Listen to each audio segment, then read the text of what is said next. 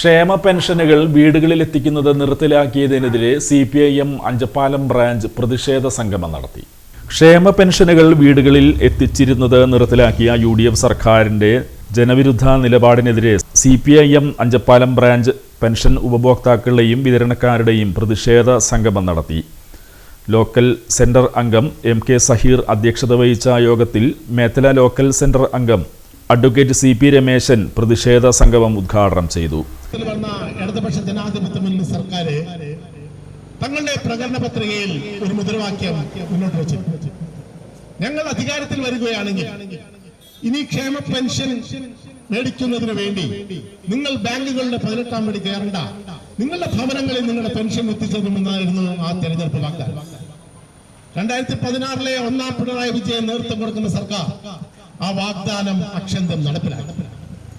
പ്രത്യേക ഏജന്റുമാരെ വെച്ചുകൊണ്ട് സഹകരണ ബാങ്കുകളെ ഉപയോഗിച്ചുകൊണ്ട് ക്ഷേമ പെൻഷൻ വളരെ കൃത്യമായി നമ്മുടെ സംസ്ഥാനത്തെ വികലാംഗർക്കും വിധവകൾക്കും അതുപോലെ തന്നെ കർഷക തൊഴിലാളികൾക്കെല്ലാം എത്തിച്ചു കൊടുത്തു.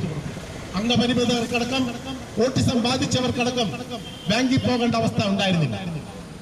2016 മുമ്പത്തെ അവസ്ഥ സഹീർക്കോട് സൂചിപ്പിച്ചു. നമുക്കറിയാം, ആകെ നമ്മുടെ രാജ്യത്തെ നമ്മുടെ സംസ്ഥാനത്തെ ക്ഷേമ പെൻഷൻ മേഖല ഒരു കുത്തഴിഞ്ഞെടുക്കുക.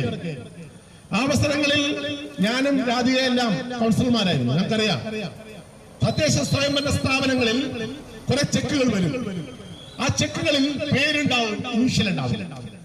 ഈ പാവപ്പെട്ട മനുഷ്യർ ക്ഷേമ പെൻഷൻ കിട്ടാൻ വേണ്ടി ഓണത്തിനും പെരുന്നാളിനും ക്രിസ്മസിനും മാത്രമാണ് ആ അവസരത്തിൽ പെൻഷൻ വന്നിരുന്നത്. 500 രൂപയായിരുന്നു പെൻഷൻ.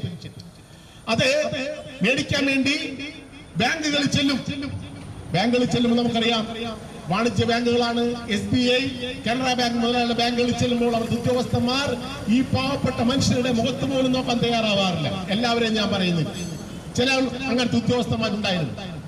അപ്പോൾ അവർ പറയും, ഓ മുരളീധരന്റെ പേരാണെങ്കിലോ മുരളീധരൻ, നിങ്ങളുടെ ഇനീഷ്യൽ ഇതില്ല, ഈ ചെക്കിലുള്ള ആളും നിങ്ങളാണെന്നും എങ്ങനെ മനസ്സിലാവും?